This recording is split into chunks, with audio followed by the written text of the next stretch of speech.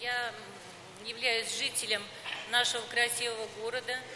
Гордимся, что мы в нем живем, гордимся планами этого города. Я проживаю в микрорайоне Ремзавода. В нашем районе нет ни одного клуба, куда бы ходили наши дети и подростки. Единственное, это библиотека на улице Урдинской, но она находится в таком плачевном состоянии и нуждается в большом ремонте. Когда эта ситуация может измениться к лучшему? Спасибо.